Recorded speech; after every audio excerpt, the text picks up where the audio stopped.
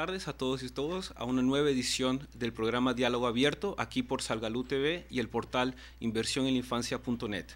Hoy, jueves 31 de marzo de 2011, tenemos un programa especial dedicado a aspirantes a congresistas y el título del programa es elocuente. ¿Por qué quiero ser yo congresista?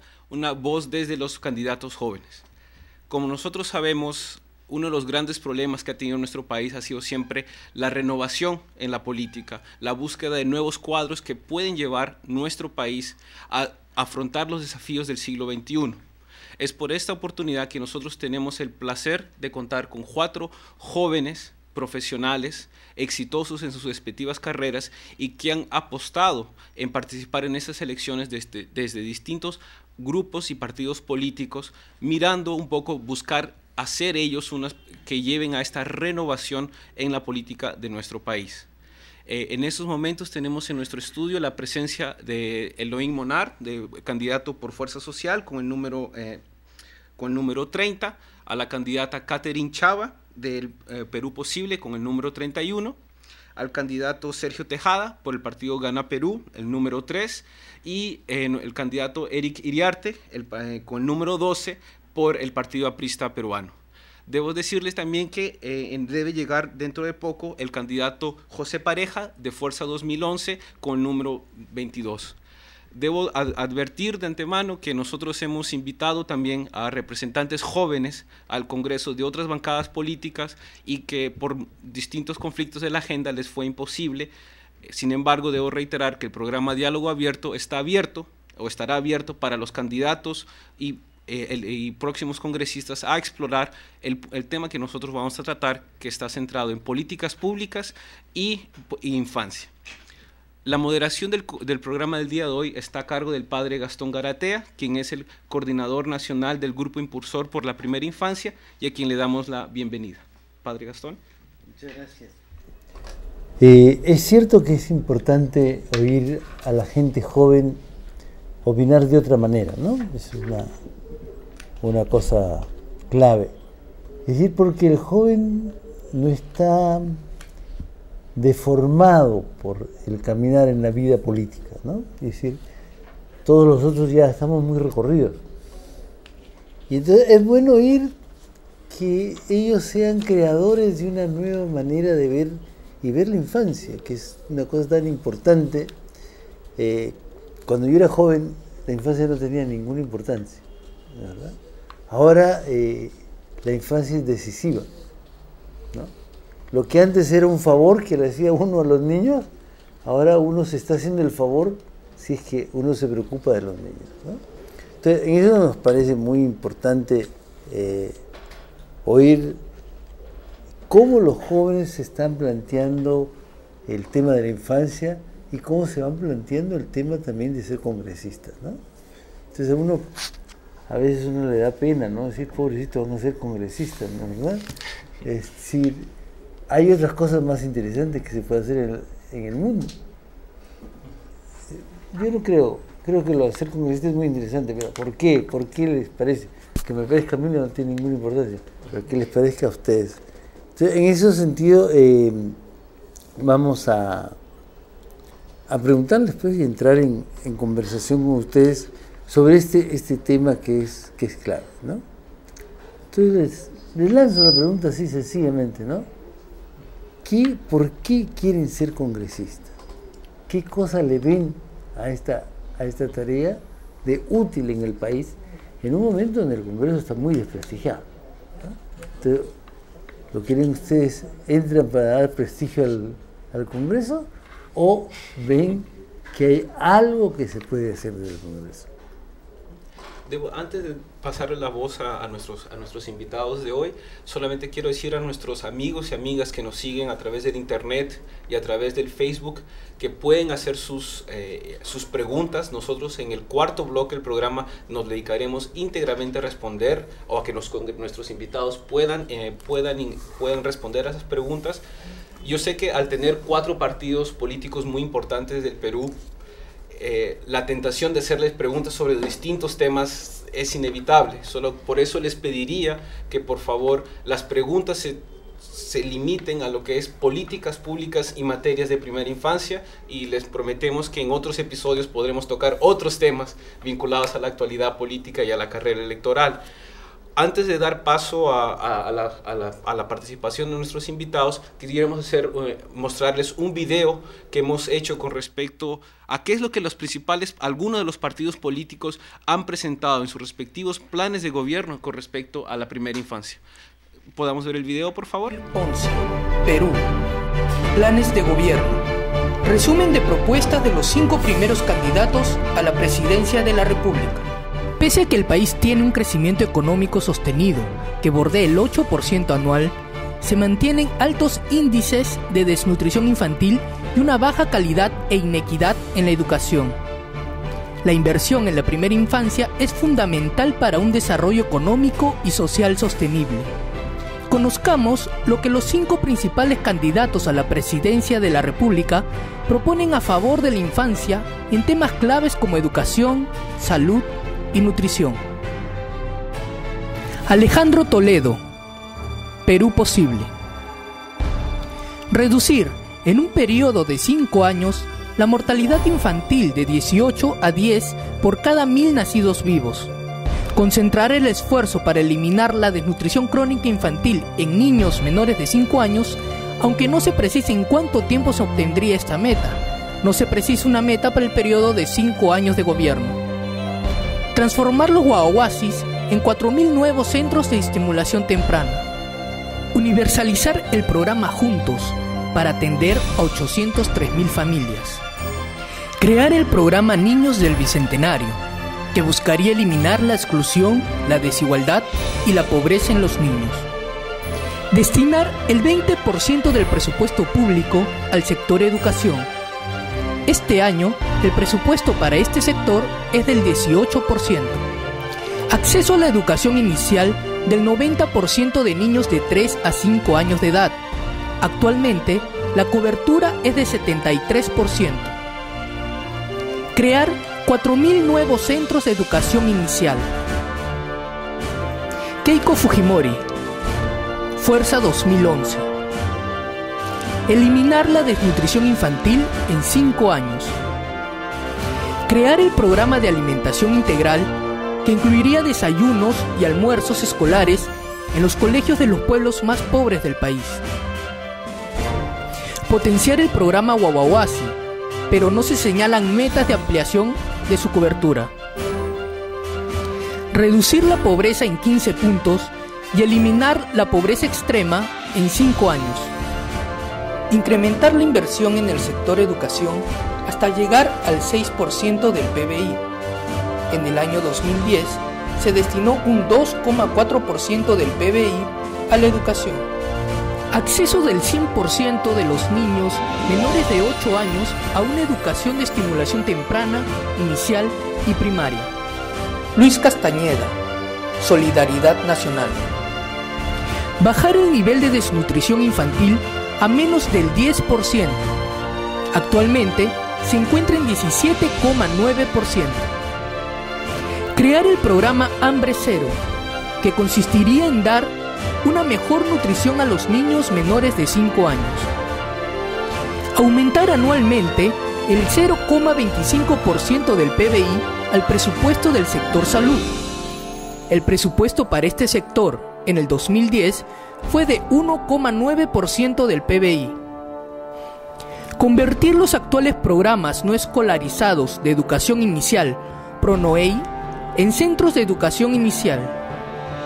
Desarrollar el sistema de centros de educación inicial solidarios, que consistiría en un subsidio directo del Estado por niño.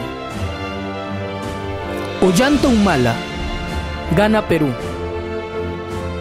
Crear el programa Cunamás, para que las madres que trabajan puedan dejar a sus hijos menores de 3 años en lugares adecuados y con el personal especializado. La leche, la comida y los pañales se entregarían gratuitamente. El plan de gobierno señala que es clave combatir la desnutrición crónica infantil, pero no se establecen objetivos concretos. Implementación del plan nutricional, que incluiría la entrega de desayunos y almuerzos a los niños en los colegios.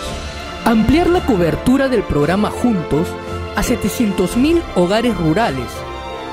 Actualmente, este programa llega a 490.000 hogares. Fortalecer los programas estratégicos para la primera infancia y el programa Crecer. Destinar el 6% del PBI al sector educación. En el año 2010, el presupuesto para educación llegó al 2,4% del PBI. Elevar la cobertura educativa para niños menores de 3 años a 30%. Actualmente es de 3,2%. Alcanzar una cobertura de 100% en educación inicial para niños de 3 a 5 años. Actualmente, esta cobertura es de 73%. Erradicar el analfabetismo, que actualmente es del 7%, implementando programas de alfabetización intercultural. Proteger a los niños que trabajan y penalizar con la cárcel a quienes exploten a un niño. Pedro Pablo Kuczynski, Alianza por el Gran Cambio. Reducir la mortalidad materno-infantil de 20 por 1000 nacidos vivos a no más de 7 por 1000. Creación de guarderías infantiles en todos los centros de trabajo con más de 100 trabajadores. Se establece como meta eliminar la desnutrición infantil, pero no se señala en cuánto tiempo y tampoco se especifican acciones para lograr ese objetivo. Entregar desayuno y almuerzo en todos los centros de educación inicial. Incrementar la inversión en el sector educación al 7% del PBI. En el año 2010 fue del 2,4% del PBI.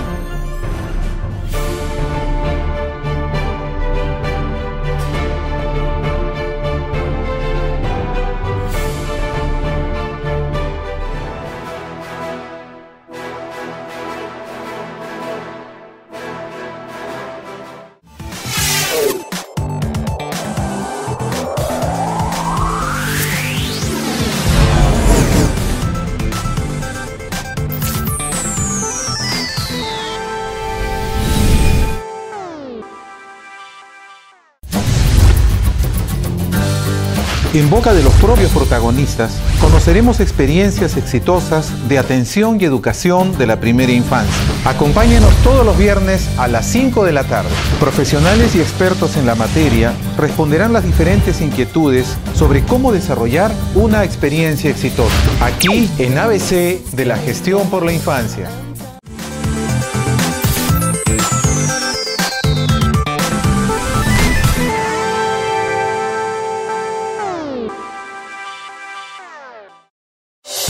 Más renovado y con la objetividad de siempre.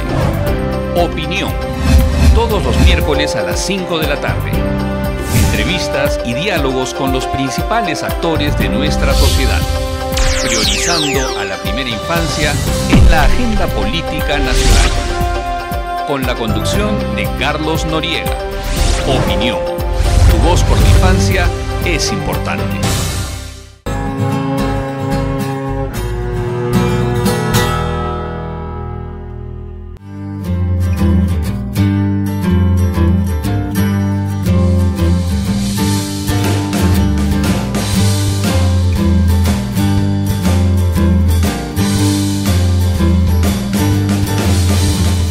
La primera infancia es la etapa determinante del resto de la vida. En estos primeros años, si un niño sufre de desnutrición, por ejemplo, va a tener problemas en su desarrollo en todo el resto de su vida.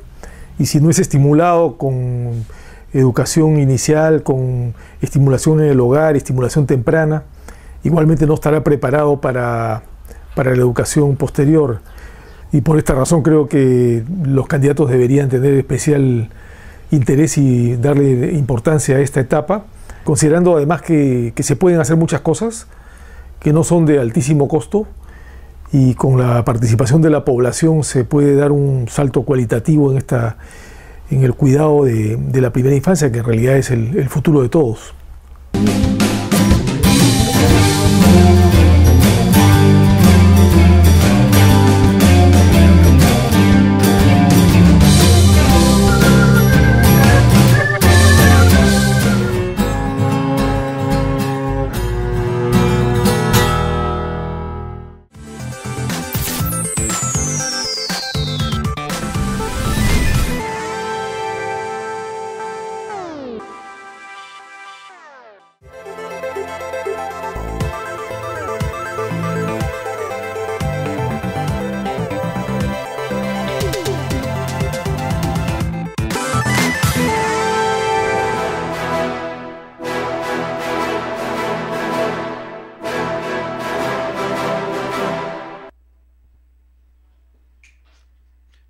En el video que acabamos de ver, vimos que hay un cierto consenso en los lineamientos que se tiene que trabajar en favor de la primera infancia. Y bien, ahora pasamos la conducción al moderador, nuestro padre Gastón Garatea. Bien, ahora yo quisiera entrar con la pregunta, pues, que es difícil, ¿no? ¿Por qué quiere ser congresista? ¿Verdad? Uno se queda con esta cosa dentro. ¿Qué es lo que pica? ¿Por qué un joven que tiene tanto universo por delante quiere ser congresista? Entonces le pasaría la primera pregunta a la candidata de Perú Posible, a Catherine Chava. Bueno, muy buenas tardes. Muchas gracias por la invitación. En mi caso, yo soy militante de Perú Posible hace más de 10 años. Entonces, tengo una vocación política, iniciada muy joven. Tengo 29 años, a los 19 años me inicié. Aquella vez, mucho antes de la Marcha de los Cuatro Suyos. Definitivamente, decir que buscamos un cambio, a veces suena hasta cliché, puede sonar, ¿no? Pero esa es la verdad que muchos jóvenes, y la verdad que hay una parte de mí que se siente muy contenta y muy complacida, que he ido a varios debates y en esta ocasión existimos varios candidatos jóvenes, ¿no? Y se dice también muchas veces que ¿por qué vas a postular al Congreso? Muchos de nosotros estamos postergando muchos temas seguramente profesionales, personales por esto, porque en ese sentido creo que todos tenemos la vocación de querer cambiar nuestro país, ¿no? Somos jóvenes, buscamos esta oportunidad. Yo tengo hace 10 años en mi partido una militancia arraigada, muy fuerte. Tengo mi comité de base, trabajo, desde ya también les comento que trabajo con la gente pobre de extrema pobreza en los distritos donde vengo haciendo mi campaña y desde mucho antes de ser candidata. Entonces, ¿qué busco? Obviamente buscamos llegar al Congreso para dar un cambio verdadero, pero un compromiso honesto, ¿no? Los lugares donde yo vengo haciendo campaña doy un compromiso honesto y sincero de lo que puedo brindar. Yo no voy a ningún lugar a ofrecer algo que no voy a poder hacer. Los compromisos que yo he puesto, tanto en mi campaña, son realizables y ejecutables. Yo soy de profesión economista y vengo trabajando con un equipo muy serio para ello, ¿no? Un equipo que también tiene experiencia de gobierno, ¿no? Entonces, esa es la realidad, lo que yo les puedo contar con lo que respecta a mí. Y también contarles de que obviamente lo que buscamos es que en su momento lleguemos al gobierno y fortalezcamos el tema de las propuestas y las leyes para la mejora de la calidad de vida de todos los peruanos y para una verdadera inclusión social, ¿no? Muy bien, muchas gracias. Entonces seguimos ahí, le pedimos a Elohim, ¿no? Elohim, que es un nombre sagrado. Bueno, en realidad es una pregunta que no me he dejado de hacer todo este tiempo en campaña. No sé si mis amigos candidatos también les pasa lo mismo.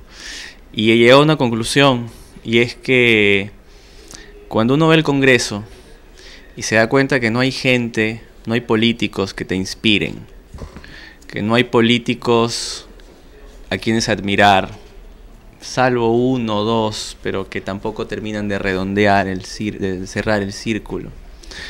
Cuando no hay un Congreso que representa lo mejor del Perú, y a veces todo lo contrario, que termina mostrando vergüenza de un Perú del que no deberíamos sentirnos avergonzados, el lugar que nos representa finalmente nos avergüenza. Creo que es una señal que alguien tiene que comprarse el pleito de renovar eso. Ahora, los jóvenes no tenemos el monopolio de las virtudes, no tenemos el monopolio de los errores, pero sí creo que tenemos las ganas, el ímpetu, el idealismo para comprarnos este pleito en este momento. Lo estamos viendo con tantos candidatos jóvenes que hay aquí. Y en segundo lugar, porque yo creo que hay que asumir un compromiso con la historia, ¿no? Digamos que eso es lo que a mí me mueve. Un compromiso con la historia que tiene que ver también con que el Estado y la política es la pata más deteriorada del desarrollo del Perú en este momento. Y es terrible porque es el Estado y somos los políticos los que debemos llevar adelante la dirección de este país. Entonces, si es lo más deteriorado, entonces el país definitivamente va a estar torcido. Eso es lo que yo puedo decir, y lo digo en representación de un grupo de más de 100 jóvenes de universidades públicas, privadas, profesionales, estudiantes, con los que trabajo, e incluso yo voy en tándem con Augusto Rey, somos los números 20 y 30 de Fuerza Social.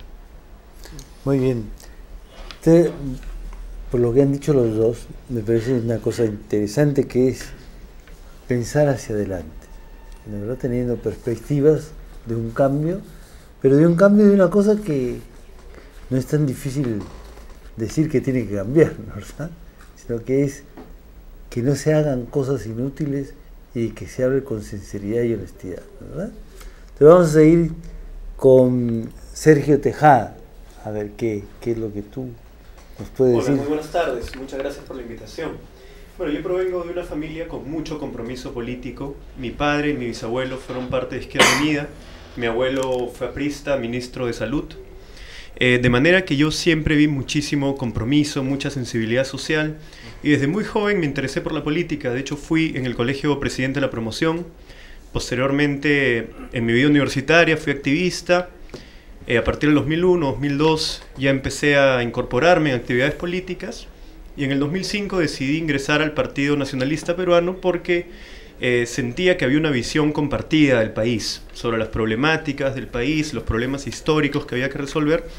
Y en esos años fui parte del equipo de plan de gobierno, fui miembro de la Comisión Nacional de Formación Política y coordinador nacional de Juventudes. Entonces este era un paso, creo, lógico, necesario, en estas responsabilidades que había venido asumiendo. Por supuesto, era una decisión bastante difícil, la pensé mucho, porque además tengo familia, tengo hijos, tenía una carrera que también de alguna manera uno la interrumpe, pero hay un compromiso con el país, hay un compromiso con la historia, como bien lo ha dicho Elohim.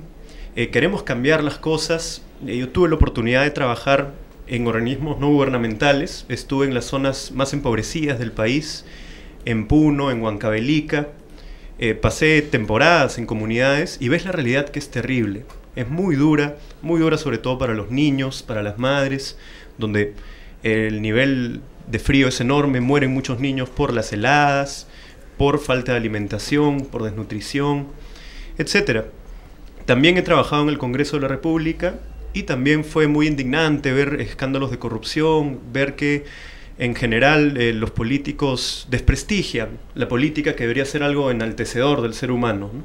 Entonces por ahí viene mi compromiso para renovar la política, a decentar el Congreso, llevar los grandes temas, porque como joven me interesa la problemática de la juventud, pero también abordar los grandes problemas del país. Muchas gracias. ¿Y tú crees que la campaña electoral nos sigue el mismo circo que el Congreso?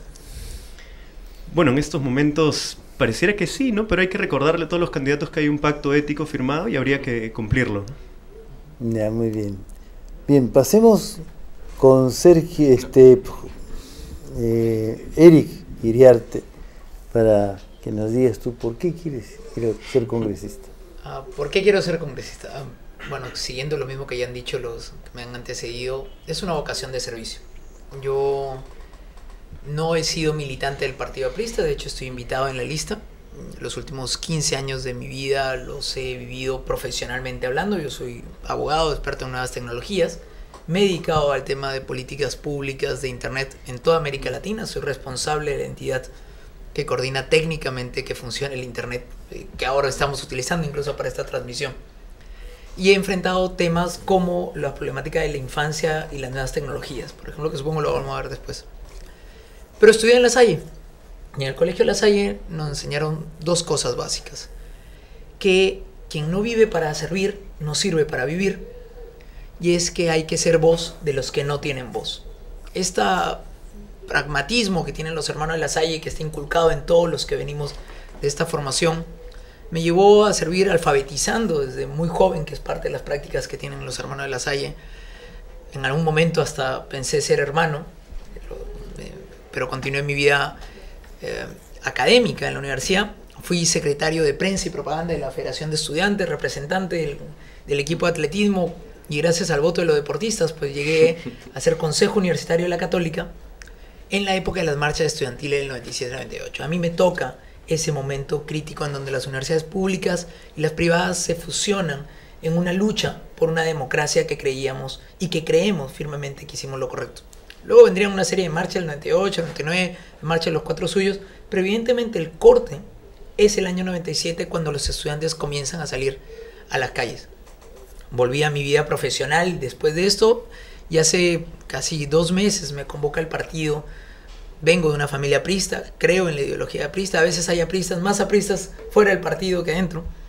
Y esto es importante de señalar, porque de eso se trata, de servir, y comparto lo que todos han dicho ya. Muy bien. Creo que esto nos da un primer panorama de por qué quieren ser congresistas.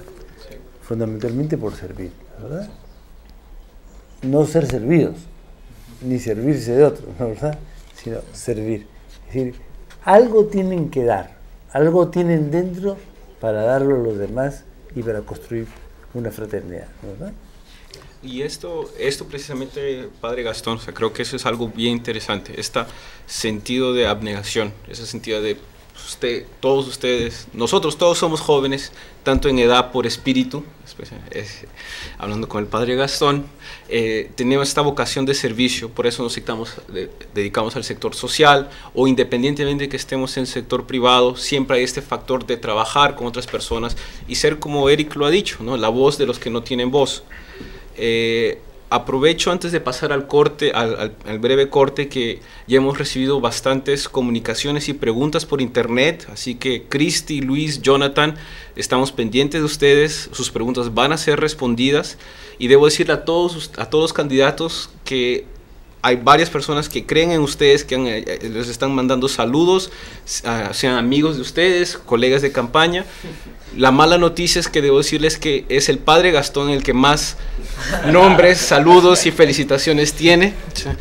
Afortunadamente por ustedes, él no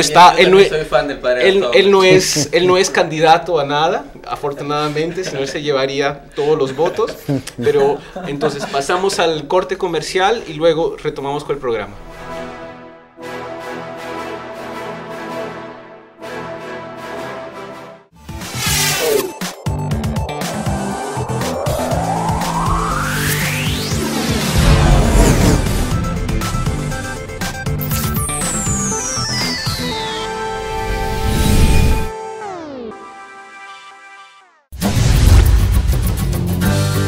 En boca de los propios protagonistas, conoceremos experiencias exitosas de atención y educación de la primera infancia. Acompáñenos todos los viernes a las 5 de la tarde. Profesionales y expertos en la materia responderán las diferentes inquietudes sobre cómo desarrollar una experiencia exitosa. Aquí en ABC de la Gestión por la Infancia.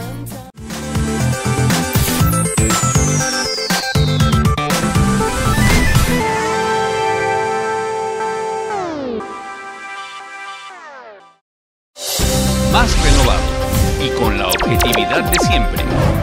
Opinión. Todos los miércoles a las 5 de la tarde. Entrevistas y diálogos con los principales actores de nuestra sociedad. Priorizando a la primera infancia en la agenda política nacional. Con la conducción de Carlos Noriega. Opinión. Tu voz por la infancia es importante.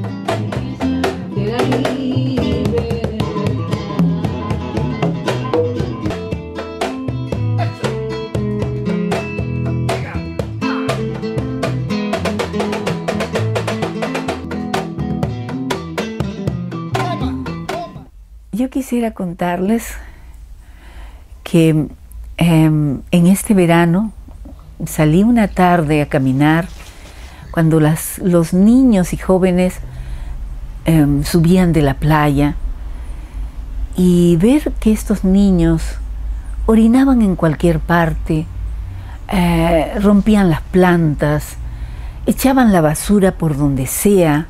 Y me preguntaba qué hemos hecho para que estos jóvenes, estos niños que están creciendo, qué hemos hecho para que ellos, desde un primer momento de su infancia, aprendan que este país o este lugar, los lugares que tenemos en nuestro país, son compartidos con todos.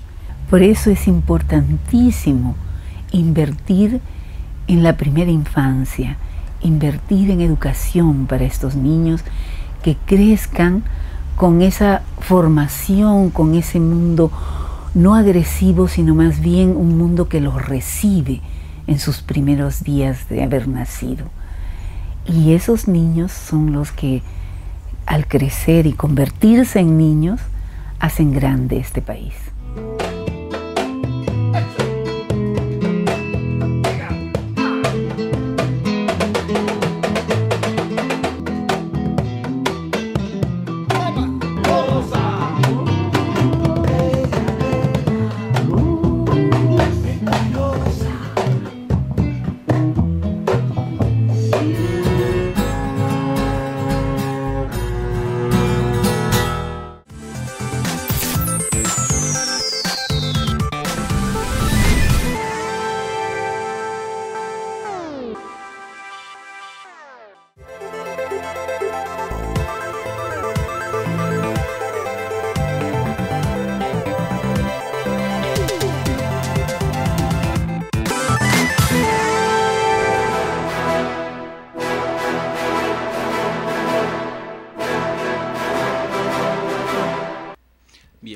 Estamos de vuelta con el programa Diálogo Abierto en una transmisión especial con candidatos a congresistas jóvenes.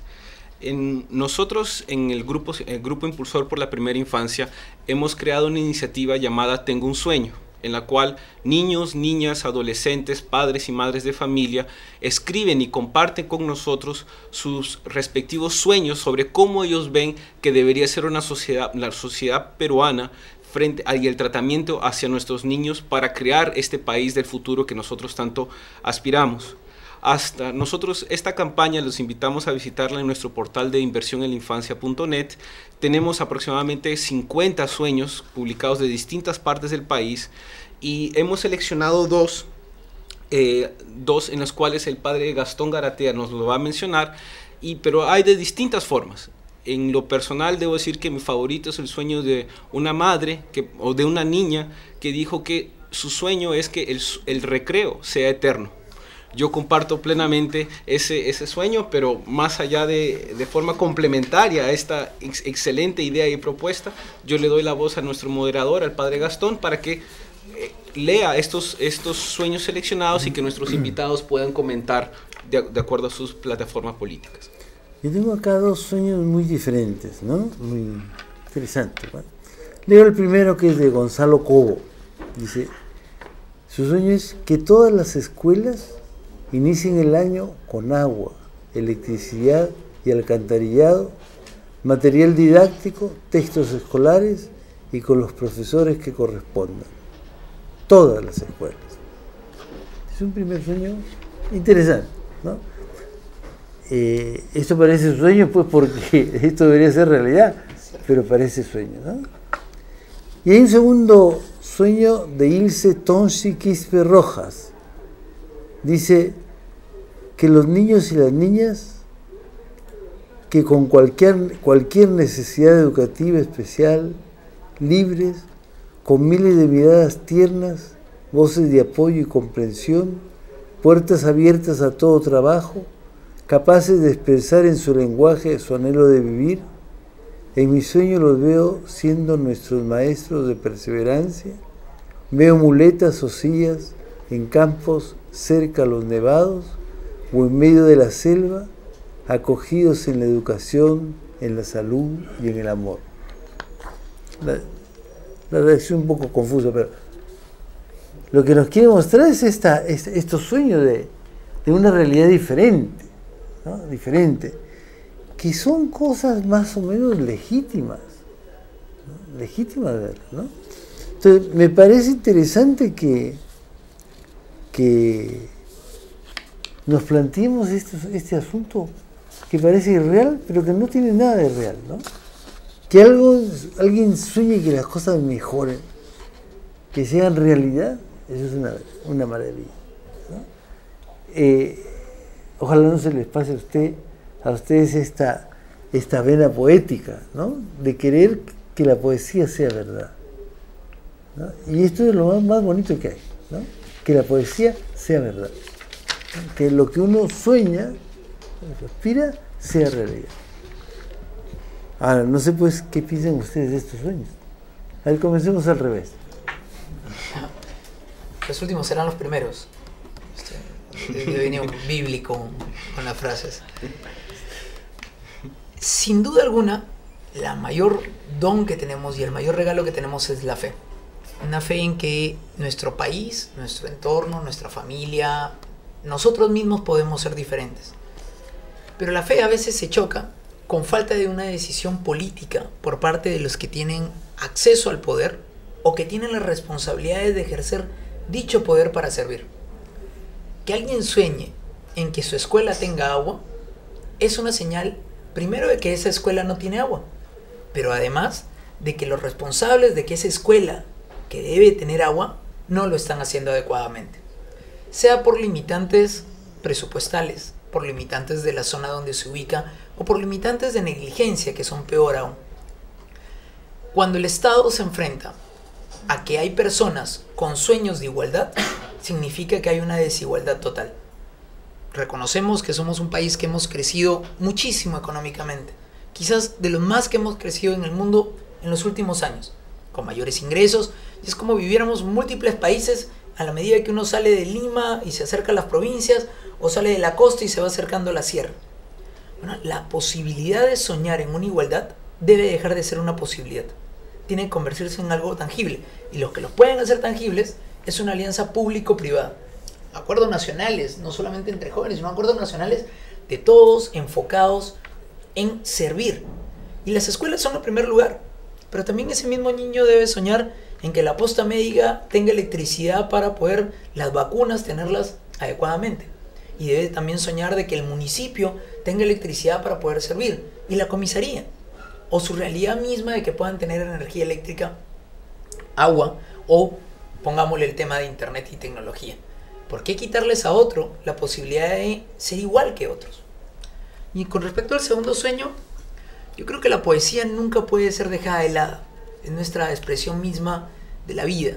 Si a alguien también le debieron de haber dado el Nobel es a Vallejo por expresar la realidad a través de la poesía. Y sin embargo, hay, hermanos, muchísimo por hacer. A ver, Sergio, ¿qué piensas tú de esto? Bueno, me parece que los sueños son muy lindos, son aspiraciones totalmente válidas. La realidad es muy dura y es increíble que estemos soñando con cosas que deberían estar ya garantizadas, ¿no? Como en tantos otros países. Tenemos mucho crecimiento económico, pero seguimos estando en los últimos lugares en educación. Y la realidad que uno ve, la realidad que yo personalmente he podido ver, es que hay niños que caminan 4 o 5 horas para llegar a su escuela en el ámbito rural, que no comen, desnutridos, llegan en esas condiciones cansados, llegan a veces a dormir al colegio, no asimilan los contenidos, toman asiento en un ladrillo, ¿no? Están en escuelas además unidocentes, multigrado, que es una realidad persistente en el campo. La educación no es intercultural, además, no reconoce la diversidad cultural ni se adapta a la realidad incluso lingüística de los niños. Entonces todas estas cosas son cosas que se pueden cambiar. No es posible que se invierta tan poco en educación, alrededor del 2.4, 2.5% del PBI, cuando ya en el Acuerdo Nacional se había planteado un 6%. Nosotros tenemos el compromiso de elevarlo al 6%, vincular la educación con la salud y la nutrición. Debe haber un plan nutricional donde se garantice desayuno y almuerzo a los niños, donde se garantice una salud preventiva, gratuita, de calidad, y donde la variable intercultural sea muy fuerte y prepare a los niños para el trabajo. Es educación para la vida, educación para el trabajo. En el segundo sueño, perdón, en algún momento mencionaste de un niño que decía quisiera que el recreo sea eterno, ¿no? Tú lo mencionabas. Bueno, yo en mi caso tengo mi hijo de 3 años, tengo 2 hijos, Lucía de 1 año, Marcelo de 3 años, y el mayor está en un nido, no voy a decir el nombre, pero justamente educa a través del juego. Y es muy lúdico, y eso a mí me gustó mucho, porque la educación no puede ser represiva, no puede ser una carga para el niño, algo que es molesto, algo que es fastidioso, algo que le genera incluso hasta traumas, ¿no? Tiene que ser algo muy lúdico, que empatice con la realidad, con las necesidades del niño, y así lo forme, además para que le guste aprender, para que le guste la lectura, ¿no? Para que le guste investigar, descubrir. Creo que hay muchísimo que hacer. Muy buena la frase de Vallejo que tomaste al final, Eric. Creo que, la repito, ¿no? Hay, hermanos, muchísimo que hacer. Había antiguamente una frase muy interesante de unas escuelas, método peruano se decía, ¿no? Aprende a escribir jugando y a leer cantando, ¿no? Eso lo hicieron los hermanos de La Salle, fueron de los impulsores. Los hermanos de La Salle fueron de los impulsores de eso, de la editorial Bruño, sí, en esa técnica. Pero eso me parece, es que lo lúdico es clave en la primera infancia, ¿no? Así es. Y desgraciadamente en la realidad del Perú lo lúdico no. Las cachetadas funcionan más que lo lúdico, ¿no? Bien, seguimos con Elohim, el hombre sagrado. Bueno, sigamos la misma línea. El tema del maltrato al niño, ¿no? Y el tema del maltrato además en la misma escuela. Yo soy pucalpino, entonces yo estudié parte de mi vida en Pucallpa. Y después de haber terminado la secundaria recién me di cuenta el atentado contra el niño que era, contra mí en ese momento también, que nos pongan a formar bajo el sol amazónico a las 9 de la mañana durante 1 hora viendo la bandera pasar, ¿no? O sea, como un acto cívico que en realidad tenía más de maltrato al niño que de acto cívico. También otras formas de maltrato, y mi papá me enseñó eso. Mi papá fue prefecto un tiempo y me dijo, y me decía, yo cuando voy a un colegio lo primero que hago es ir al baño y ver cuál es el nivel de ese baño. El nivel moral de un colegio está en su baño, me decía él, ¿no? Y realmente yo entraba a baños desastrosos, ¿no? Sucios, rotos, sin ningún tipo de sensibilidad por el niño, porque eso es lo que se refleja.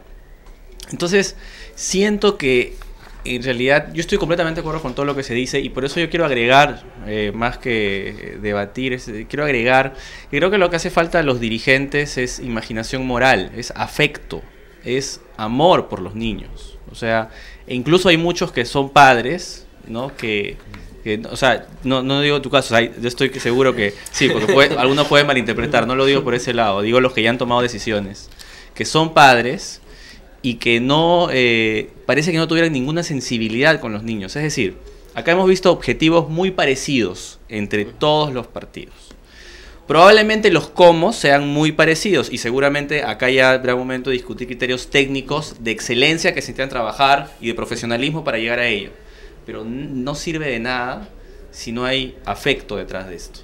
Y lo mismo sucede con los operadores, por ejemplo, en las escuelas, que son los profesores.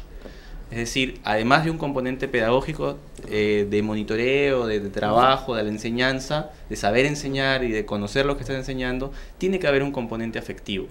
Y creo que a los dirigentes de nuestro país, a los políticos y a los operadores de la educación, los maestros, a los operadores de la salud, los médicos, a los operadores de la justicia, los jueces, los operadores de la autoridad, la policía, históricamente le ha faltado mucho afecto, y probablemente sea también legado de tanta dictadura, ¿no? Y como que no se le permitía a aquel que tenía la función de legislar o ser autoridad tener sentimiento. Eso era una cosa que se dejaba para algunas personas, pero que en el ejercicio de las funciones no había por qué tener sentimiento. Y creo que es una deformación muy grande, ¿no? Sí, y un tema de cultura política. Hemos aprendido más de dictaduras que de democracias en nuestro país. Claro. Hemos aprendido más de... Aprendido, digo, porque para mí la política es una función pedagógica en esencia. O sea, es un ejemplo, es un referente. Y esto tiene que ver, además, me cuelgo a esto para decir otra cosa, y los jóvenes también somos un referente constante de los niños, probablemente el primer referente de los niños, ¿no? Entonces, creo que acá, y lo he escuchado, creo que todos somos responsables, que finalmente cada cosa que estamos diciendo es un acto pedagógico, es un acto de dar el ejemplo, ¿no? Y durante los últimos 100 años, para terminar, creo que ha habido más ejemplos de dictadura, de maltrato, de opresión, que ejemplos de libertad, de juego, ¿no? De poder desarrollarse por uno mismo y no por lo que te dicen que tienes que hacer. Gracias. A ver, Catherine, ¿qué piensas tú de este asunto, pero sobre todo en vistas a una utopía? Yo creo que hay que caminar con utopías, ¿verdad? Saber hacia dónde yo quisiera llegar, aunque sepa que no lo voy a hacer de inmediato, pero sé a dónde quiero llegar. Entonces la utopía en cierto sentido no es la cosa inalcanzable, sino es una cosa que yo la voy a alcanzar de a poco, ¿verdad? ¿Qué piensas tú de todo esto? Bueno, he escuchado a todos atentamente, he escuchado el primer sueño y me recuerda cuando él habló de los colegios, la realidad que yo viví, ¿no? Yo estudié en un colegio estatal, María Parado de Bellido, y los baños que él hacía referencia eran los que yo circundaba en toda mi secundaria. Eso es una realidad, dura, cruda, pero así es. Pero yo voy más allá, no más allá de ser candidata de mi partido, más allá de estar ahorita en un tema en parte político. El Estado es sumamente muy responsable de esto, pero también nosotros como ciudadanos ya. Nosotros como ciudadanos, de repente en su momento como estudiantes y obviamente los padres, ¿no? A mí todavía no me ha tocado la oportunidad de ser madre, pero he visto y veo diariamente que nosotros hemos perdido, como él bien dice, en la época de dictadura, hemos perdido el propio derecho de saber reclamar los derechos y lo que nos corresponde. Si el Estado no lo hace, para eso estamos nosotros. Si yo no llego a ser congresista, el trabajo está ahí. Tenemos que seguir luchando por la gente. En algún momento, la gente con la que hemos pedido contacto, la gente a la que le hemos pedido nuestro voto, si no llegamos a hacer, hay que volver a visitar y estar con esas personas en cualquiera de las circunstancias. Y decirles obviamente de que más allá de cualquier político, lo que uno busca para llegar a trabajar siendo congresista, siendo ministro o en cualquier cargo público es trabajar para los ciudadanos, ¿no? Lo que uno busca es una oportunidad de cambio, ¿no? Yo he vivido esta realidad del tema del colegio, que no tiene agua, que no tiene alcantarillado, lo he vivido cercanamente, ¿no? Y ahora dentro de mi campaña, hace poco he estado en Cieneguilla, que es una zona paradójica, ¿no? Hay casas con piscinas, todo muy bonitas, y en la entrada nomás hay una zona que se llama Santo Lentino, ¿no? Que hay una pobreza extrema. La gente no tiene luz, no tiene agua. Me he encontrado con 5 niños huérfanos, hermanitos, todos en filitas, ¿no? Entonces, acá hay un tema también, un tema de responsabilidad del Estado y de la misma ciudadanía, ¿no? El por qué, por ejemplo, estos niños, cómo es que son huérfanos y son niños criados en cercanos, 5 niños, ¿no? Una sola pareja que tenga 5 hijos. Entonces vamos más allá, ¿no? Más allá del Estado, es la responsabilidad social de cada ciudadano, de que eduquemos a las personas en el tema de planificación familiar también, de que también sepamos respetar y sepamos cuidar, ¿no? Cuando se crea una infraestructura escolar, nosotros mismos, los escolares, somos los primeros, a veces hasta que destruimos esa infraestructura. Nosotros, los padres, nos encargamos a veces de estar pidiendo en el tema de las APAFAS de no matricular a un niño porque no compró un uniforme, de no matricular a un niño porque no pagó en la inscripción, así, ¿no? Entonces, nosotros, ciudadanos, somos los primeros en hacernos respetar ante los colegios, los directores, y también buscar el cambio. Si el Estado no nos da, hombre, trabajemos y hagámoslo juntos, construyamos mejor un servicio higiénico, construyamos mejor una carpeta, ¿no? Yo estoy yendo más allá de un tema político porque es lo que ha tocado, me ha hecho recordar mucho una realidad que yo viví, y decirles eso a los ciudadanos, ¿no? Eso ya va a depender mucho de nosotros. Como bien dijeron, hemos crecido económicamente, se ha buscado esto durante muchos años, pero también quiero decirle al ciudadano que entienda y comprenda de que la economía es así, ¿no? La pobreza no se va a derrocar de un momento a otro y en 5 años. La pobreza se derroca paulatinamente. Ya tenemos 10 años de crecimiento, esperamos consolidar los 5 años más y así trabajar para los más pobres. Un primer paso se dio en el programa Juntos, ¿no? El programa Juntos que se ha apoyado bastante a la gente pobre en la sierra, obviamente con algunas falencias, pero lo que se busca es ampliar esa banda, ¿no? Ampliar esa banda para disminuir algo la calidad de vida de los peruanos. Muy bien. Muchísimas gracias, Catherine.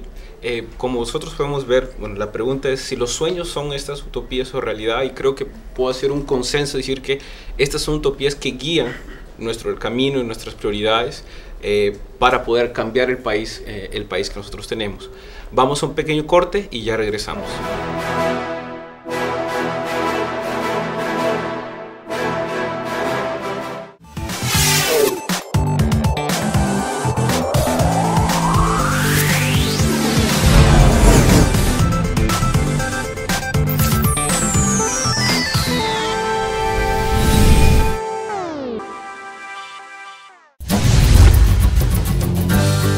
En boca de los propios protagonistas, conoceremos experiencias exitosas de atención y educación de la primera infancia. Acompáñenos todos los viernes a las 5 de la tarde. Profesionales y expertos en la materia responderán las diferentes inquietudes sobre cómo desarrollar una experiencia exitosa. Aquí en ABC de la Gestión por la Infancia.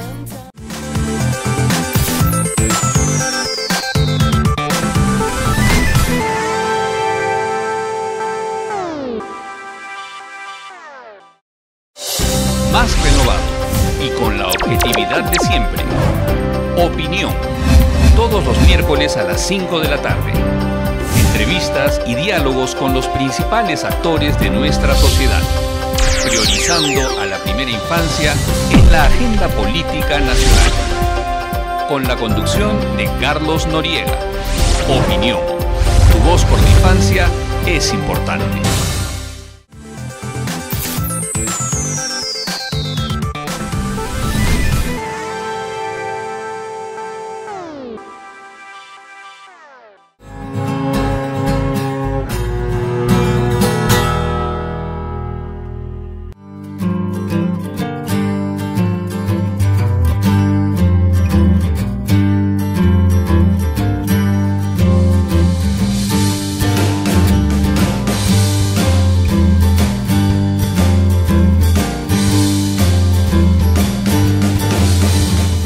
Es importante invertir en la primera infancia, no solamente hablando en cuestión de dinero, sino también en tiempo, en educación, en salud, en bienestar y en darle todas las comodidades a un entorno donde el niño, el infante, se va a crear, se va a desarrollar y va a comenzar a entender y a dar sus primeros pasos en este mundo, porque es en esa etapa donde se forma el carácter y la personalidad del ser humano.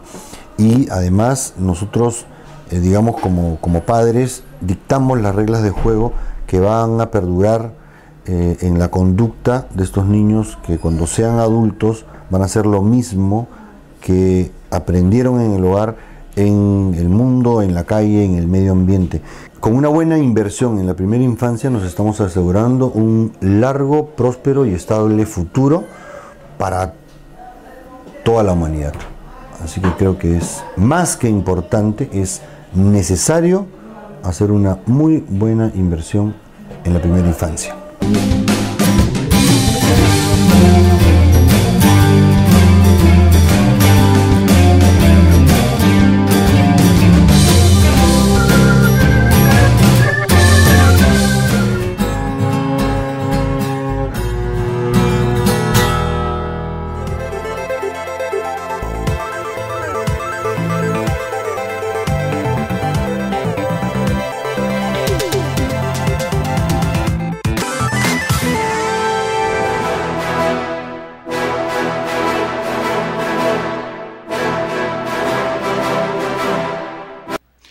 Bien, buenas tardes. Regresamos en la tercera parte del programa.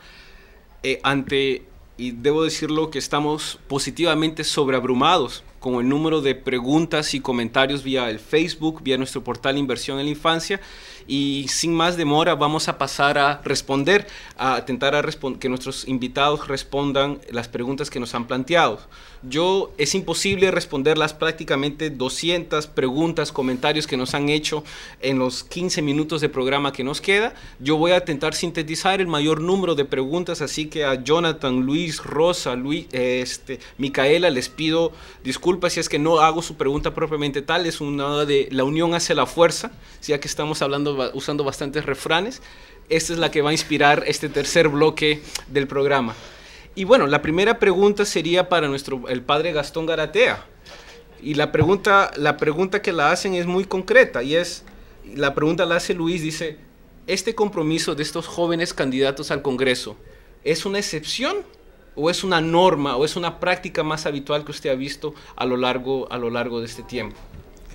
Padre. Yo no soy el joven que debo contestar esto, pero puedo decir que norma no es. ¿Ya? Eso me parece interesante. Pero sí, hoy día los jóvenes se plantean las cosas de otra manera que los mayores. Felizmente, ¿no? Felizmente que es así, porque no queremos que ustedes sean como nosotros, ¿ya? La generación nuestra fue una generación muy inquieta, rompió muchos moldes, pero no tuvo resultados muy buenos, ¿verdad? Y nosotros vemos que ustedes deben ser mejores que nosotros, ¿no? Ya nosotros les felicitamos la cosa de romper las cosas que había, fuimos los iconoclastas, ¿no? Pero ustedes deben seguir con mucho más fundamentación.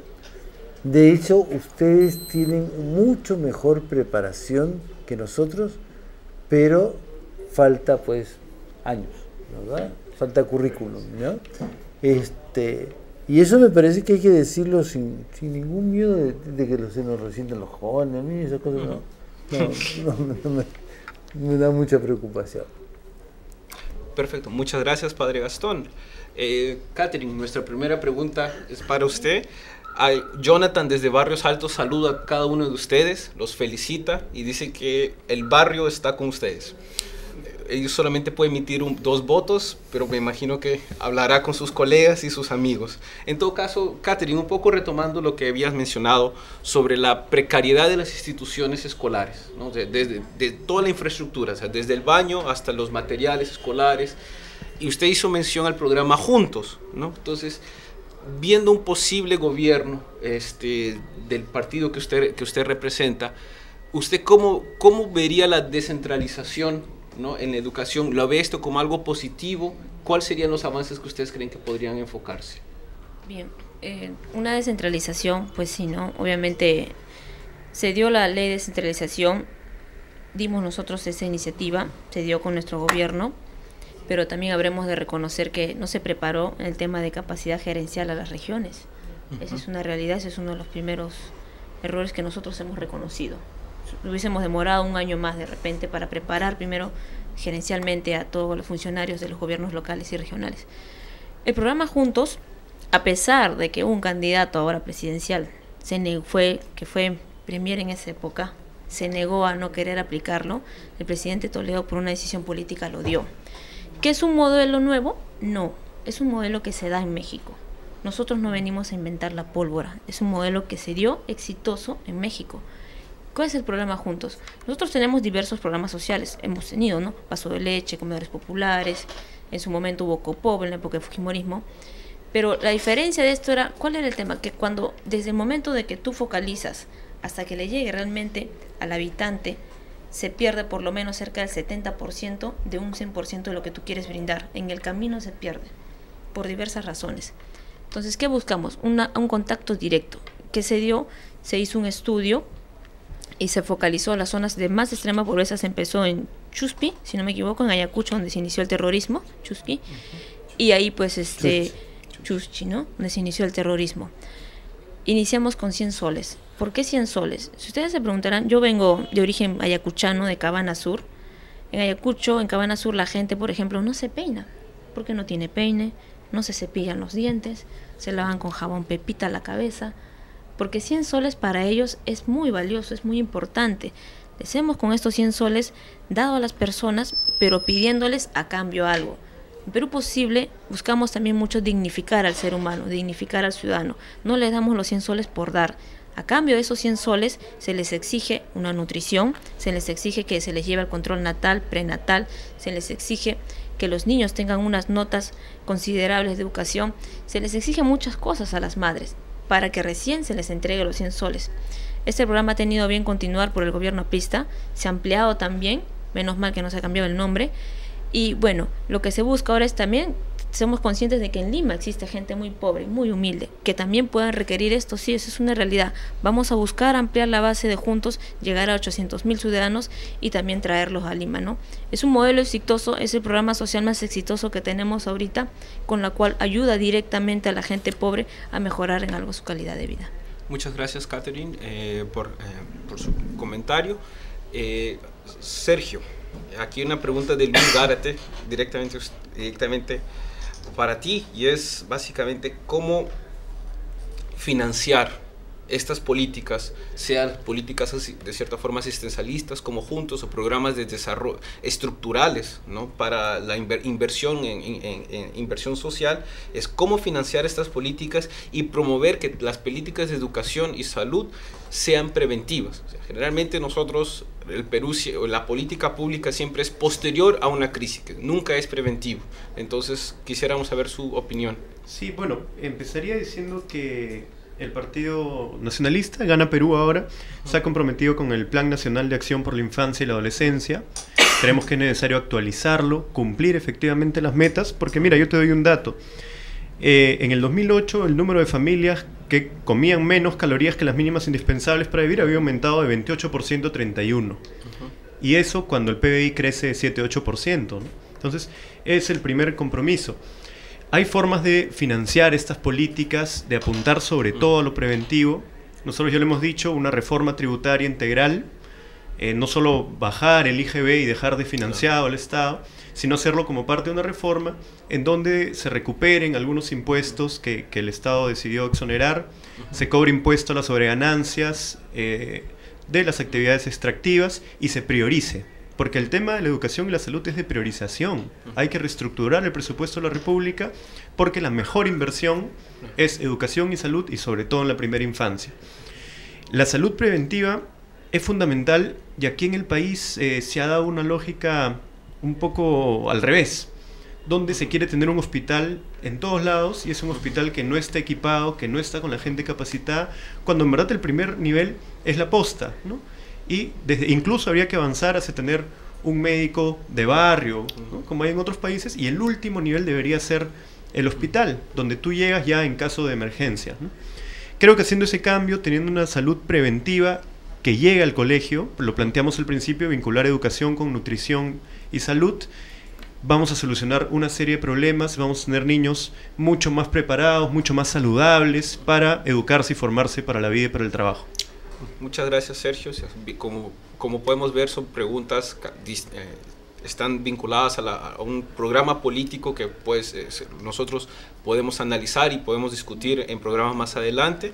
Elohim, ahora contigo una pregunta bien interesante. Usted había hecho mención sobre el tema del maltrato, que es hacer un acto de juramentación a la bandera en Pucallpa a las 9 de la mañana, y a pesar de que nosotros bajo creo que un sol nunca hemos de 36 grados. Y exactamente, si bien nosotros nunca hemos estado en esa situación, entendemos que esto no puede confundirse con una falta de lealtad hacia el país, sino es bajo qué condiciones el niño es expuesto a supuestamente porque mientras tanto el profesor sí está en la sombra. Exactamente. Exactamente. Entonces, digamos, como usted sabe, hay una iniciativa sobre la erradicación de toda forma de maltrato, de trabajo y el castigo corporal, que lamentablemente el Perú, como en muchos otros temas, firma tratados internacionales, la foto queda bonita, pero al momento de impulsar propuestas legislativas, políticas públicas concretas, ahí todo desaparece en la foto. ¿Cuál sería tu posición al respecto?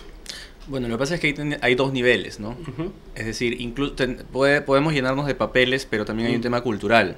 Entonces, sí, es cierto, el código de niñas, adolescentes tiene que implementarse, tiene que existir en este país, tenemos que realmente tener un código de cómo vamos a aproximarnos al niño como sociedad y al adolescente, y definitivamente el maltrato debe ser sancionado.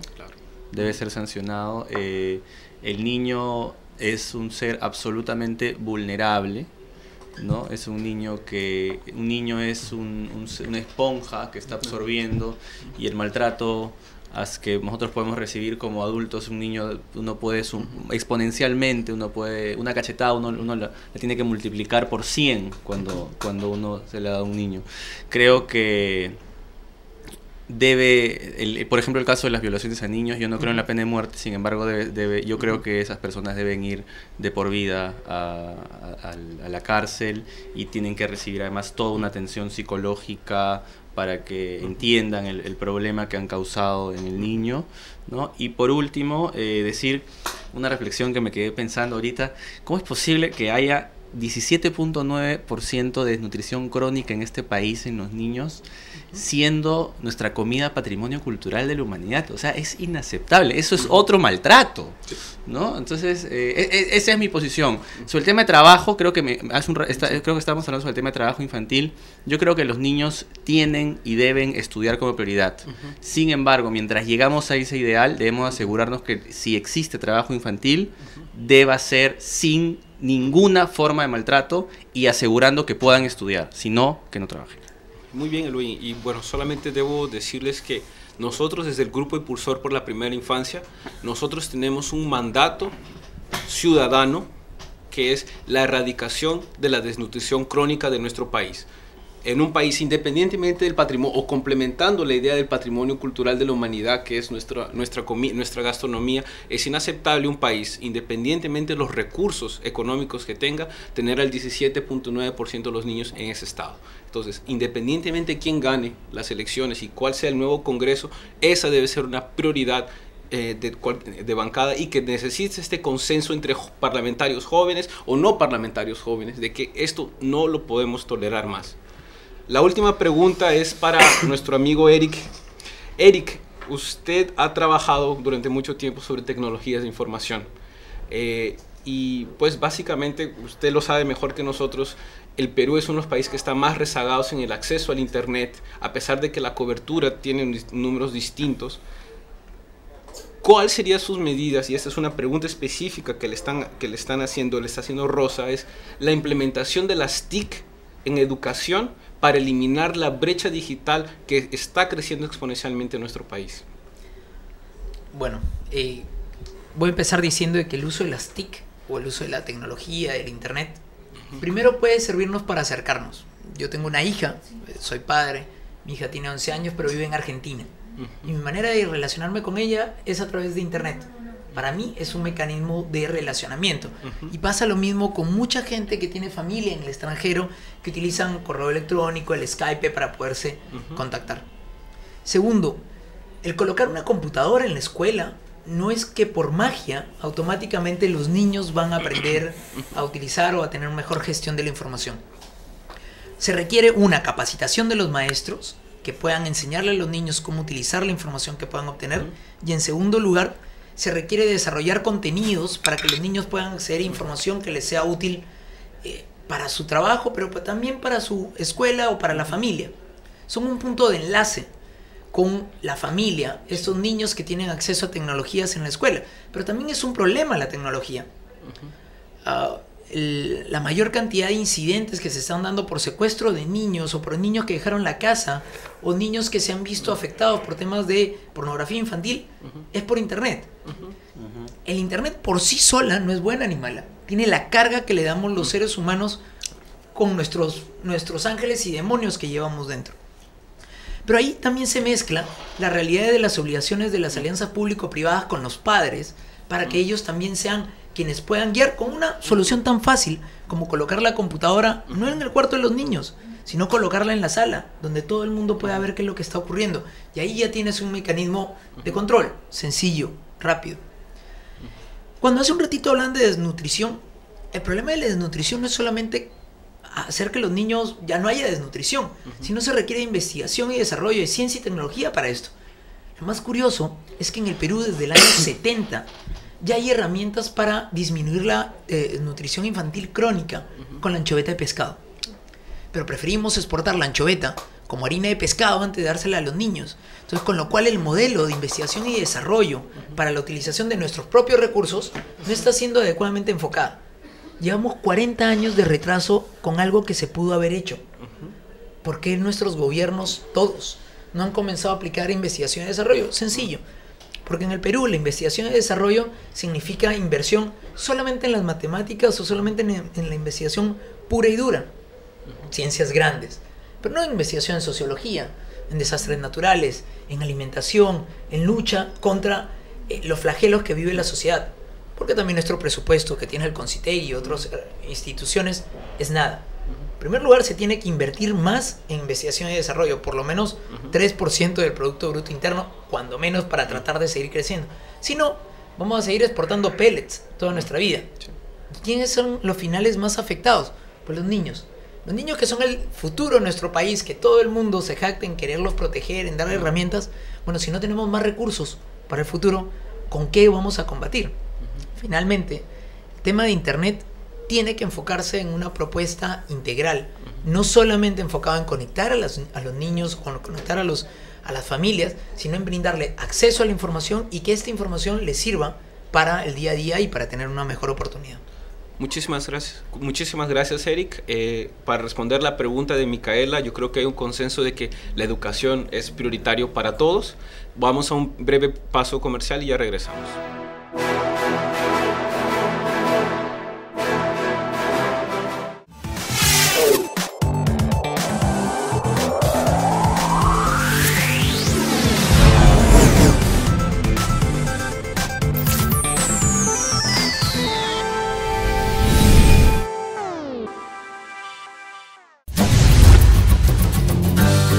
En boca de los propios protagonistas, conoceremos experiencias exitosas de atención y educación de la primera infancia. Acompáñanos todos los viernes a las 5 de la tarde. Profesionales y expertos en la materia responderán las diferentes inquietudes sobre cómo desarrollar una experiencia exitosa. Aquí en ABC de la Gestión por la Infancia.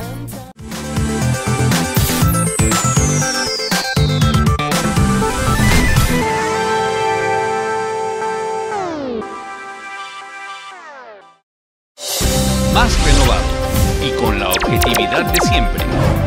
Opinión. Todos los miércoles a las 5 de la tarde. Entrevistas y diálogos con los principales actores de nuestra sociedad. Priorizando a la primera infancia en la agenda política nacional. Con la conducción de Carlos Noriega. Opinión. Tu voz por la infancia es importante.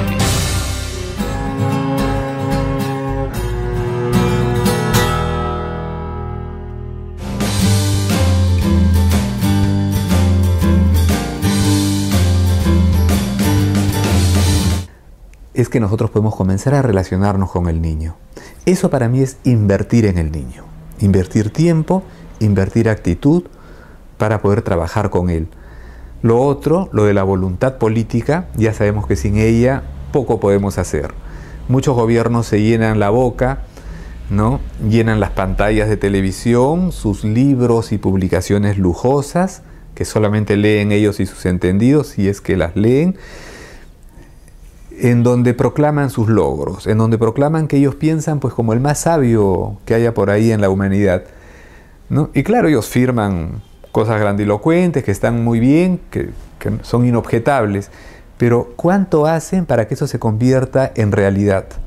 ¿No? Reparten computadoras y hablan de que ya llegamos al siglo XXI.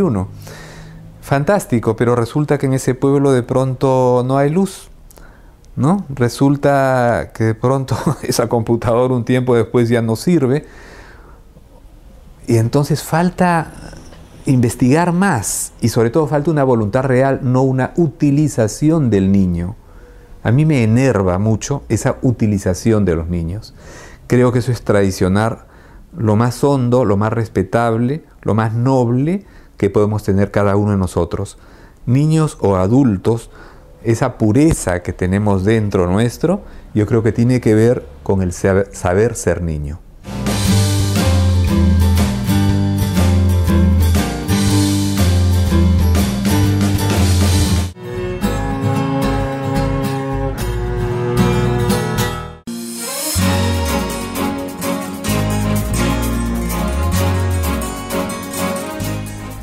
José Saramago alguna vez dijo: dejémonos llevar de la mano del niño que alguna vez fuimos. Y Nietzsche nos sugería hacer las cosas con la seriedad que ponen los niños al jugar. Quizás no vamos a ser muy serios, quizás tampoco vamos a jugar mucho, pero sí vamos a investigar un poco en la infancia de personajes importantes de nuestra sociedad, de nuestra cultura, de nuestro país, para conocer un poco el niño que ellos fueron, la niña que ellos fueron. Vamos a tener al padre Ricardo Morales diciéndonos cómo él le enseñó a Cantinflas lo que tenía que hacer. Esto va a ser aquí en Encuentro con el Niño que Fuiste en Salgalú TV Online.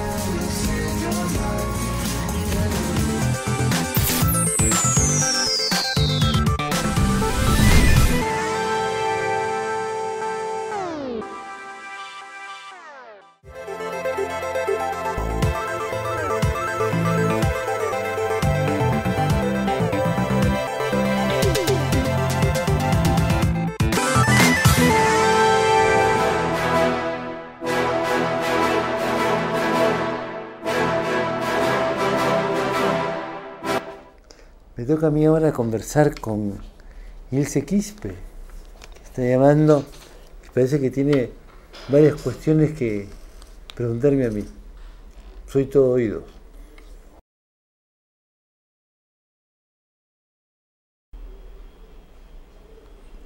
A ver, buenas tardes. Muy buenas tardes a todos ustedes, buenas tardes padres y a todos los que están en este momento en la televisión y por internet. ¿Cuál es la pregunta? Muy buenas noches, sí. Les llamo, les llamo del Cusco y quería preguntar a todos los jóvenes que están ahorita exponiendo sus ideas acerca de un sueño que yo tenía, de ver a nuestros niños especiales, a nuestros pequeños hombrecitos y mujercitas que muchas veces son discriminados, no tienen puertas para entrar al campo laboral, o son vistos con unas miradas un poco incisivas o discriminatorias muchas veces. ¿Será posible hacer algo por ellos en nuestro Perú? ¿Será posible que esos planes, siendo futuros congresistas, estos puedan incluir algo más para esta primera infancia más desposeída? ¿Cómo han visto ellos? ¿Cómo está su experiencia con estos pequeños? No solo los niños con discapacidades intelectuales o niños con deficiencias auditivas o motoras, porque ellos llegan a ser jóvenes más adelante y luego no encontramos un campo laboral para ellos. ¿Cómo van esas leyes? ¿Cómo están planteándose frente a este reto, a esta infancia que muy pronto será joven y luego adulta?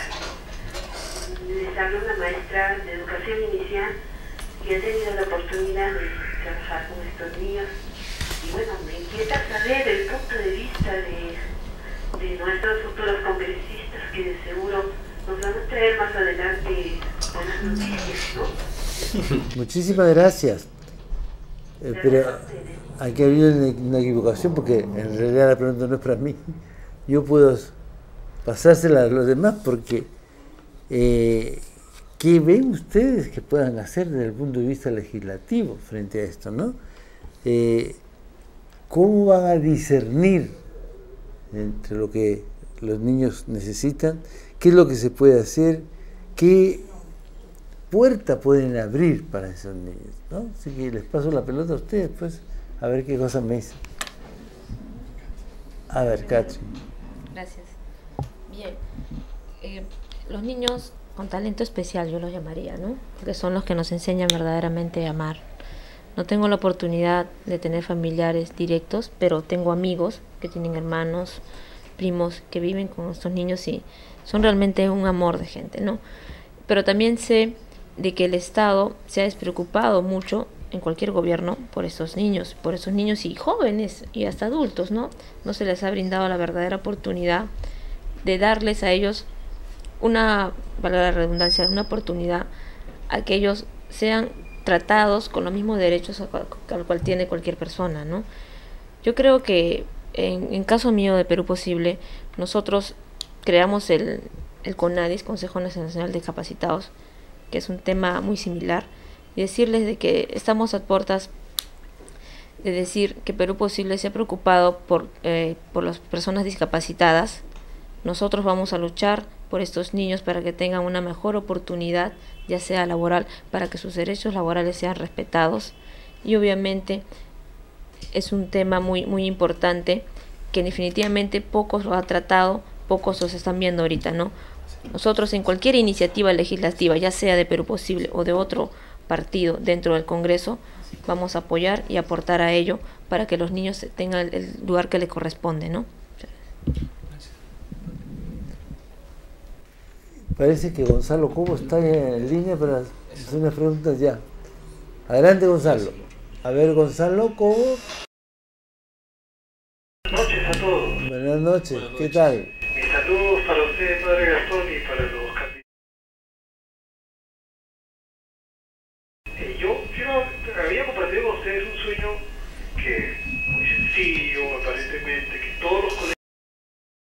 el año escolar con agua, con energía eléctrica, alcantarillado, con sus materiales, ustedes, sus profesores. Y lo que quería preguntarles a los amigos que están candidateando es, ¿qué cosas pueden hacer ustedes desde el Congreso para lograr esto? Que parece tan fácil, pero solo un dato para que lo tengamos en cuenta. Actualmente el 34% de las escuelas que trabajan en zonas rurales, solamente ese 34% tiene agua potable. Hay más del 60% de escuelas que no tienen agua potable. Entonces, nuestros amigos que están ahí, teniendo en cuenta que están aspirando a tener un puesto en el Parlamento, quisiera que nos contaran qué harían concretamente desde ese lugar. Esa es mi pregunta. Listo. Bueno, a mí me parece correcta la pregunta desde el punto de vista de qué puedo hacer como congresista, ¿no? Es decir, creo que a veces hay una expectativa tal que a los candidatos al Congreso nos llenan de preguntas y ponen una serie de expectativas sobre nuestros hombros que lamentablemente desde el Congreso a veces no podemos cumplir porque no somos candidatos a un ministerio, sino somos candidatos al Congreso y tanto como congresistas y aparte como bancada. Entonces yo creo que lo que tenemos que hacer en primer lugar es ponernos de acuerdo acá para ver cuáles van a ser las 3, 4 prioridades de los próximos 5 años para el Congreso y sobre eso qué es lo que vamos a legislar. Pero sobre todo, y yo quiero poner en valor el rol fiscalizador del Congreso. Creo que se ha mal utilizado en los últimos 10 años, tal vez más. Creo que el rol fiscalizador del Congreso se ha usado, me van a disculpar la palabra, por fregar al partido, al otro partido, por fregar a este político, cuando el rol fiscalizador es un rol de investigación, de seguimiento a las políticas públicas existentes para encontrar cuáles son las fallas y mejorarlo. No es un listado de denuncias. Entonces yo creo que si nos ponemos de acuerdo en priorizar, ya hemos hablado de desnutrición, creo que estos temas, los que manejamos estos temas, sabemos cuáles son los puntos a priorizar. El tema de desnutrición, me parece que el programa Juntos es muy importante. El tema de las madres, ¿no? Ya está recontraestudiado, Amartya Sen también lo ha dicho, que cuando la madre tiene mayor agencia, mayor libertad, cuando las mujeres tienen mayores posibilidades de desarrollarse, es estrictamente proporcional al desarrollo de los niños. Entonces, si priorizamos estos puntos entre las diferentes bancadas, y yo creo que esto no debería quedar simplemente en un programa muy bonito con bonitas ideas, sino que esto se pueda trasladar al Congreso si es que llegamos, y los que no llegamos, apoyarlo desde fuera, ¿no? Realmente esto va a ser posible. Entonces, lo primero que yo respondería es priorizar juntos. Lo segundo que yo diría es, en esta agenda, no solamente ver la cantidad de leyes, de hacer un listado de leyes tipo mercado, sino identificar cuáles son 3, 4 leyes a priorizar, y aparte de eso, sobre todo, un rol fiscalizador sobre los temas de niñez, de adolescencia y de juventud, para que los jóvenes seamos realmente los referentes de los niños y para que los jóvenes podamos soñar en unos niños que realmente van a hacer el desarrollo del país en los próximos 40 años. Muy bien. ¿Podemos pasar la mano a Sergio? Sí, bueno, hay muchas cosas por hacer desde el Congreso, pero sobre todo si es que se puede lograr una alianza con el Ejecutivo, si es que hay una consonancia de intereses con la Presidencia de la República, con los ministerios, porque sí, hay cosas que no hace el Congreso, ¿no? Hay aspectos que son municipales, cosas que son parte de los ministerios, etcétera. El Congreso sí puede aprobar el presupuesto de la República. Siempre se discute hacia final de año y se aprueba. Ahí tiene que haber un compromiso firme con elevar el presupuesto para educación y salud. Ese es uno de los temas. Después, una propuesta personal, que es de Gana Perú también, es que el agua sea un derecho humano reconocida constitucionalmente. Y de esa manera el Estado debe garantizar su acceso.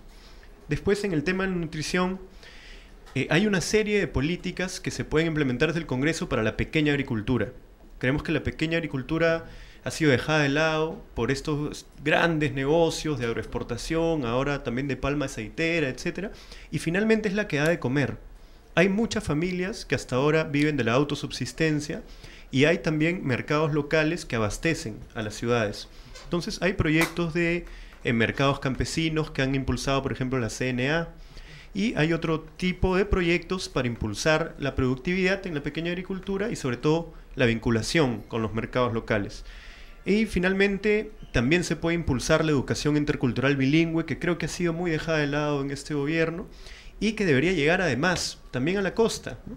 También a las ciudades donde no hay mayoría quechua o aymara, por ejemplo, porque es necesario reencontrarnos con nuestro país, reencontrarnos con esas tradiciones culturales, civilizatorias, andino-amazónicas, que están tan excluidas en la realidad, en el Estado, ¿no? En el aparato dominante de poder.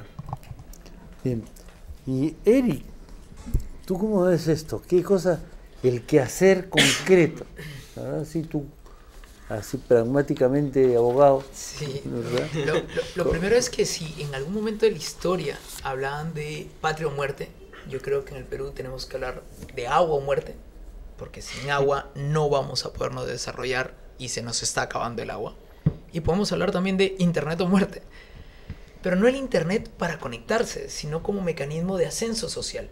En los pasados 20 años el mecanismo de ascenso social era el acceso a la educación, a la escuela y a las universidades. El mecanismo de ascenso social actual es el acceso a la tecnología para poder aprender, conseguir un trabajo. Uno sin una dirección de correo electrónico no tiene trabajo. Conseguir un celular que lo tiene el taxista para conseguir trabajo, pero también poder hacer relacionamiento con el Estado. Y es clave entender de que la infancia tiene ciertas habilidades especiales innatas para el uso de la tecnología, que tienen que ser potenciados con el ámbito lúdico. Lo lúdico tiene que ser permanente en nuestra quehacer de desarrollo de políticas para la infancia, protegiéndola, enseñándole, dándole capacidades para que transformen información en conocimiento, pero también es un mecanismo de ascenso social. Y este mecanismo de ascenso social tiene que estar compenetrado desde el Estado. Y la labor que tenemos como congresistas es hacer propuestas normativas dentro de un marco como es el Acuerdo Nacional en primer lugar y el Plan 2021 de país, políticas de largo plazo que no importa quién gobierne, pero que estén consonantes con un desarrollo de largo plazo y un desarrollo humano de largo plazo. Lo segundo es ver el presupuesto y es ahí donde se pueden colocar ciertas iniciativas. Y lo tercero es un mecanismo de fiscalización real y efectivo. Si hay un problema que las escuelas no tienen agua, en primer lugar se tiene que saber y en segundo lugar se tiene que cambiar, porque la fiscalización por sí sola, de ya hice fiscalización, no sirve de nada. En conclusión, creo que la apuesta, que no es solamente de los jóvenes, creo que es una apuesta obligatoria de los partidos políticos en esta contienda, es que no podemos seguir viviendo en planes de 5 años. No solamente podemos vivir en planes de este gobierno quiere hacer esto, sino en planes de largo plazo de este país quiere esto. Mal que bien, los últimos 10 años hemos logrado avanzar en un mismo norte. Podemos seguir en el mismo norte, totalmente. Tenemos sabores y vertientes de dicho norte. Pero lo que queda claro es que el país necesita seguir avanzando, si no vamos a perdernos y retroceder. No 100 años, no 200 años, sino retroceder todo lo que estamos intentando hacer por nuestros niños. Pero ahí hay que tener cosas, pero muy firmes.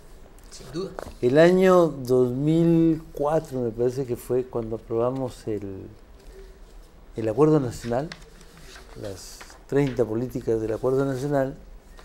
Había una política sobre educación y se decía que íbamos a planificar la llegada al 6% del Producto Bruto Interno, ¿no? Y que eso no lo podíamos hacer de un solo viaje porque no teníamos capacidad, que íbamos a aumentar en 0.25 cada año el presupuesto de educación. No lo hemos hecho ni una vez, ¿no? O sea, uno se queda con ese sentimiento de culpabilidad, ¿no? ¿Por qué no hemos salido a las calles ¿verdad? A mover el cotarro, ¿no? En Venezuela le llaman mordaza de arepa, bozal de arepa, que es el tener, como ya estamos satisfechos con otras necesidades, no estamos enfrentando a lo que de largo plazo debemos enfrentar. Y es en realidad el sector de la sociedad civil, el sector privado, la alianza público-privada, las que tienen que salir a defender el futuro de nuestro propio país. Estamos jugándonos nuestro futuro y el futuro de nuestros hijos, no de cualquiera. Aquí, como podemos ver, hay posturas de distintos lados. O sea, yo creo, realzo que la importancia que frente a otras campañas presidenciales la salud y educación ha jugado un eje central, y la infancia es un enfoque transversal.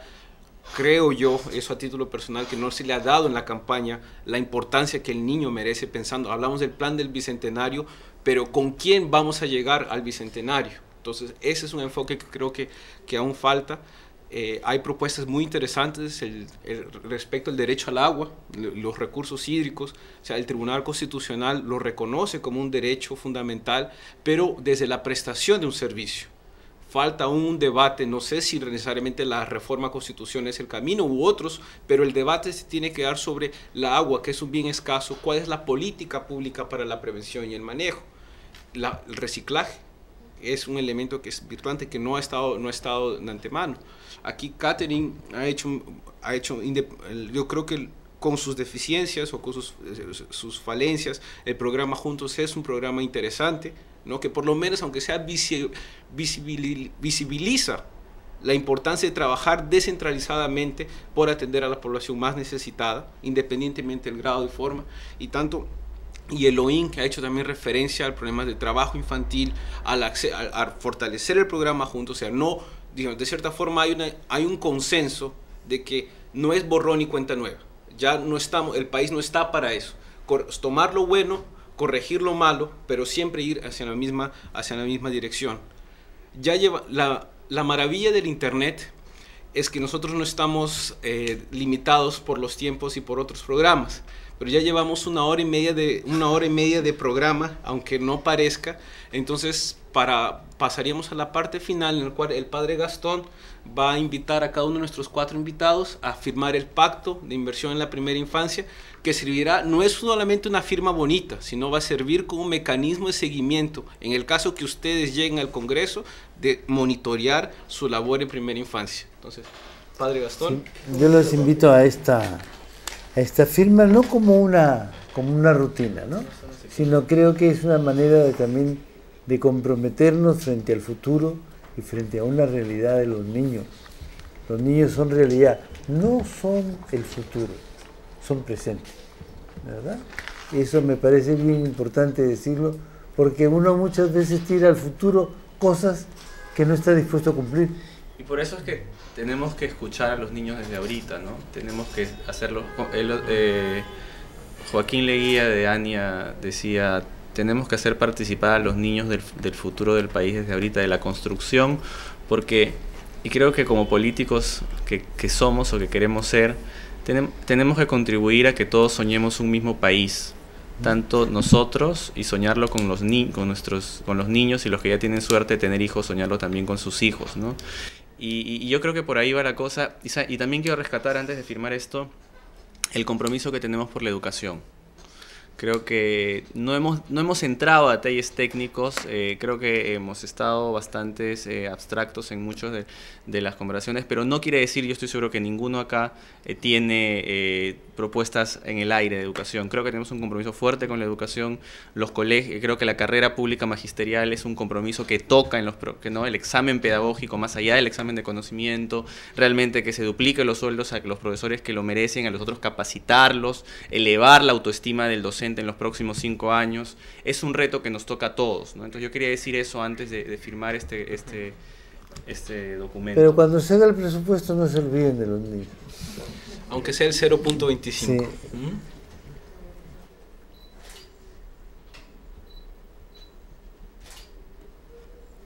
No. Como ciudadano, como candidato, como usted quiere, Elohim. Para nosotros el compromiso personal, sea como profesional del sector privado, como político. Voy a firmar como ciudadano. Como ciudadano, como futuro padre de familia. Como miembro de una organización que se llama Coherencia, que es a la que invitaron en Fuerza Social para que formara parte de esta campaña, y como candidato al Congreso. Claro. Para nosotros el pacto de inversión en la primera infancia lo han firmado personalidades de todos los sectores políticos y económicos del país, porque básicamente nuestro lema es que la inversión en la infancia es el factor clave para reducir la pobreza. O sea, y eso es nuestro país, que tiene retos del siglo XXI, no puede seguir viviendo con una realidad social del siglo XX. O sea, es necesario. Creemos que este es solamente un mecanismo ciudadano, apolítico, apartidario, para, de cierta forma, contribuir a que todos nosotros tengamos un consenso sobre qué debemos hacer en materia de infancia. Y por eso apreciamos mucho la firma de Catherine Chava.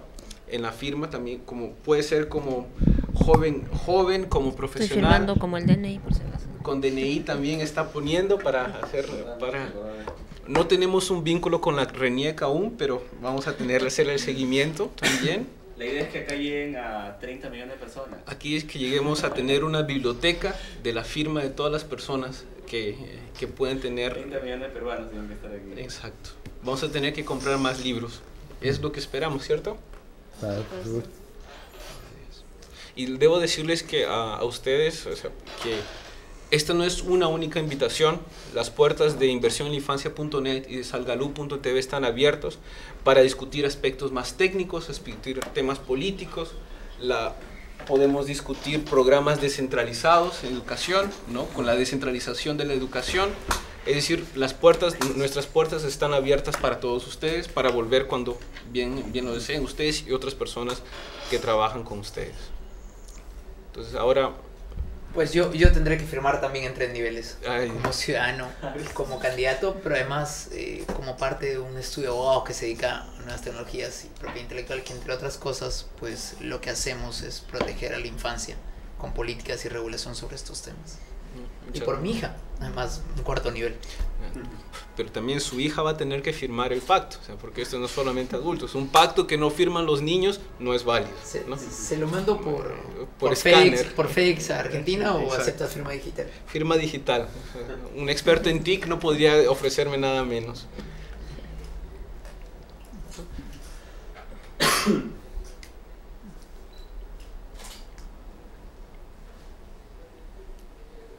Debo recordar también que una vez que termine la primera vuelta electoral, nosotros vamos a retomar estos diálogos con los recientes elegidos o otras personas o ex candidatos, porque independientemente de la coyuntura electoral, nosotros estamos apostando por un vínculo a largo plazo. Entonces, la verdadera campaña empieza cuando la verdadera campaña pasa las elecciones. Después del 10 de abril empieza la verdadera campaña, la campaña por la acción. Y ahora finalmente tenemos a Sergio Tejada, candidato por Gana Perú, firmando su compromiso como candidato y como... Sí, de igual manera, mi compromiso con la inversión en la infancia, como ciudadano, como candidato, como político, como padre de familia.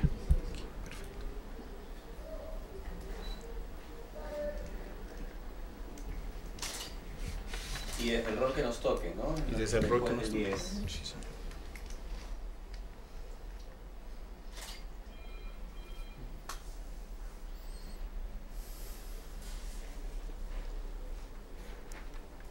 Muy bien, y el DNI también pondré. El válido. El válido. No pongas pasaporte. ¿Tienes pasaporte peruano? Uno solo tengo. Solo uno. A ver, vamos a leer para que todo el mundo sepa lo que han escrito, pues. A ver si se puede leer. Receta médico. Sí. Catherine Chava Quispe, candidata número 31 de Perú Posible, en la fecha del 31 de marzo del 2011 a las 6:45 de la tarde.